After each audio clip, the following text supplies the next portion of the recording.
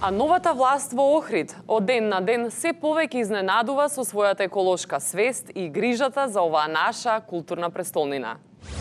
Градоначалникот на 11 октомври го презентираше најновиот револуционерен проект за собирање и рециклирање на отпадот. Во првана фаза ќе се спасве дрвана и шумине, па така општина на започеток ќе ги рециклират говорине на Бакрачон, Пашана и Аце Петрески, ама после ќе се преминити кон собирање и рециклирање и на поголеми џубриња што се. Македонија и Охрид пред 11 века. Охрид пред повеќе од 11 века. Не била некоја европска провинција, туку значаен, образовен, културен и духовен центар. Не бил некоја европска провинција, туку значаен, образовен, културен и духовен центар во кој се ширела писменоста и цивилизацијските вредности.